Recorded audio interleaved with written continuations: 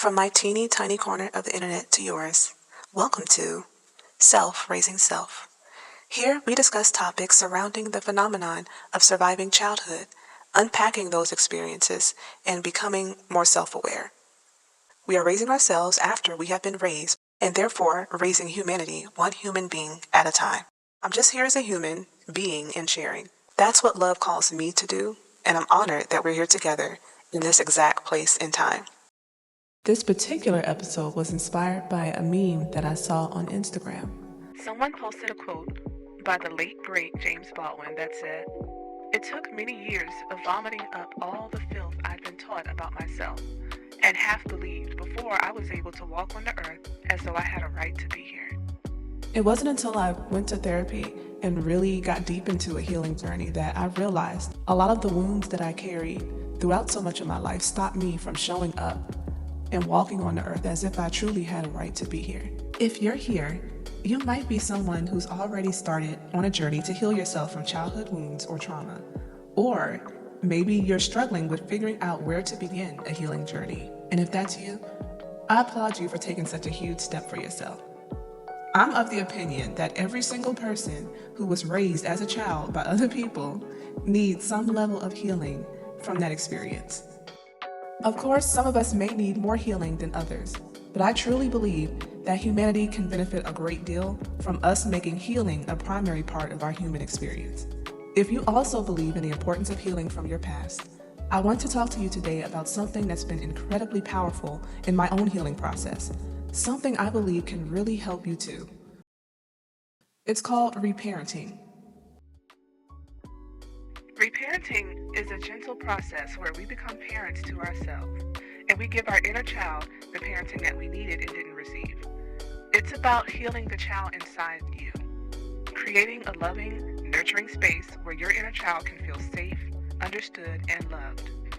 Doing this consistently and with patience and grace can heal wounds from the past, which often directly correlates with how we show up in our present interactions.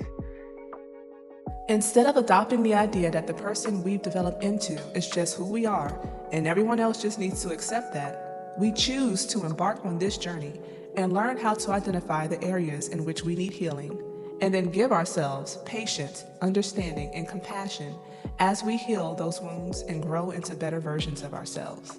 As someone who's more introverted, a healing environment for me feels and looks like a quieter, more personal journey than what we see on social media or in loud self-help trends.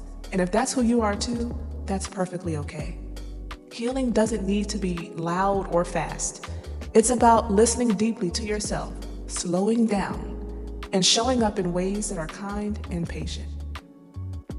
In my childhood, I grew up pretty fast, so my reparenting journey required me to get intimately acquainted with my inner child and develop a toolbox of sorts full of things that made me feel safe and comfortable as a child. When I reflected on some of my childhood memories, I realized that I've always found peace in nature. Whether it's a quiet walk in the woods or sitting beside a stream, feeling the cool breeze. The child in me finds so much peace and comfort in nature, and it's also been a huge source of play and creativity. As an adult, nature in its own way has taught me how to reparent myself. If you think about it, the trees don't rush to grow, they take their time. The animals don't judge themselves, they simply exist, with love and acceptance. And in those moments, I've learned that healing doesn't need to be forced. It's okay to be slow. It's okay to be quiet. When we start reparenting ourselves, it can feel a bit strange. It might feel awkward at first. We're basically learning to be the kind of parent that we never had. But that's okay. Start small, gently check in with your inner child. What does she need right now? What would he say if he could speak? It might be as simple as allowing yourself to rest when you're tired, or as deep as acknowledging the pain you've been holding in for years.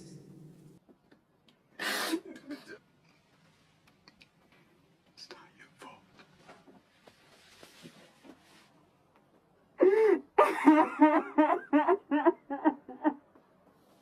Oh my God.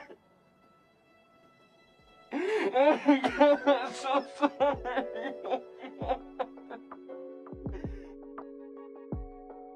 allow myself the freedom to play in nature, and that alone has been so healing.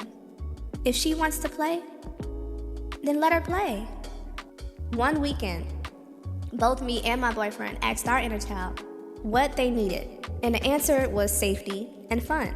So, imagine two grown adults in their 40s and 50s respectively, both wearing pajamas with the feet in them, complete with hoods and butt flaps, building a pillow fort in the living room and watching cartoons while eating a big bowl of Fruity Pebbles and rice checks. It was epic. And there were times when we looked at each other and I could see the little boy in his eyes and he saw the little girl in mine. In that moment, we could have judged our inner child and decided against listening to their needs, which would have perpetuated what we've experienced as children.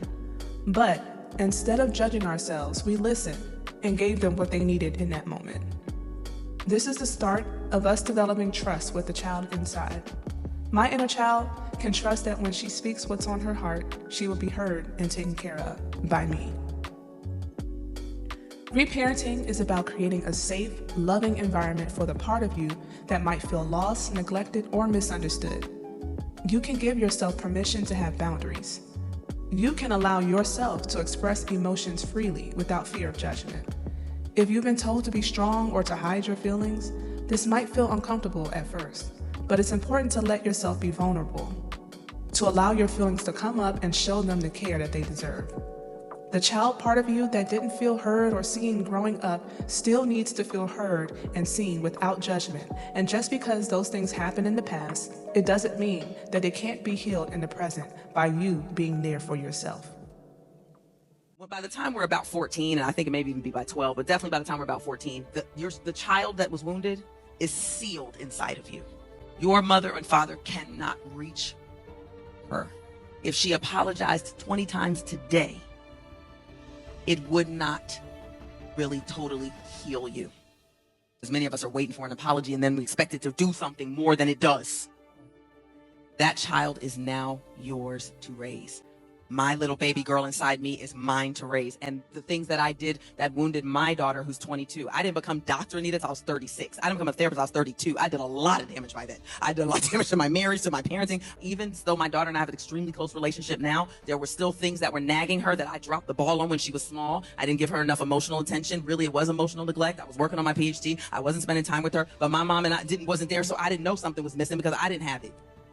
So I didn't even know I was dropping the ball because I never seen that ball. I can't fix it. I can validate her, and that does help. And I'm willing to sit in therapy with her, and that does help. Yes, it can help, but it will not heal her. She had to do that work with herself, God, and her therapist. She has to do it. I can't reach her. The first person you heal to break a generational cycle is you. I just want to encourage you to take your time with this. You don't have to do it all at once. It's okay to start small, to take baby steps, and it's more than okay to be quiet in your process, to embrace your sensitivity and to nurture yourself, just as you would nurture someone that you love and care about deeply. Something that has helped me has been to visualize and pull up a mental picture of little me when I catch myself speaking harshly to myself. I envision me speaking that way directly to little me, and it stops me dead in my tracks. In certain parts of my journey, it has been easier for me to express deep love to little me than it has been to express love to adult me. It's your job now to identify what little you did not get and give what he or she needs. Another thing that was extremely helpful was to choose a surrogate parent. I lost my mom when I was 7, and around that same time, I was a huge fan of The Cosby Show. She has no idea, but Claire Huxtable, also known as Felicia Rashad, was my mother, or at least I wanted her to be. During a recent therapy session, I was recounting a childhood memory that needed healing, and my therapist had me replay the painful memory. And then she had me bring Claire Huxtable in. And when I tell you the emotions surrounding that memory changed instantly, something that for so many years had caused so much sadness and anxiety now felt empowering and supportive. Building an imaginary team of the support you did not have to help reparent you now can be absolutely life-changing. Reparenting isn't about blaming our parents and pointing our fingers at them as the source of all of our problems. It's about taking ourselves out of victim mode and taking accountability and responsibility for our own lives. Reparenting doesn't mean perfection. You don't have to be this flawless, constantly healed version of yourself. Healing is messy, it's complicated, but it's real. And you, as you are right now, deserve love. You deserve patience. You deserve all the compassion you may not have received before. You deserve you. Little you needs you. Reparenting is simply and plainly about healing the child that lives inside of you. Thanks for spending your time to watch this video. I truly hope this message resonates with a deep part of you. If you are on this journey, know that you are not alone, and that I would love to hear some ways in which you have reparented yourself. Remember, it's never too late to heal. And creating a better world truly starts with each of us doing our work to learn how to love ourselves so that we can properly love others. I'm sending you patience and peace, and I hope you find comfort in the quiet moments. The love and care that you are seeking is already within you. Never give up on you. Happy healing.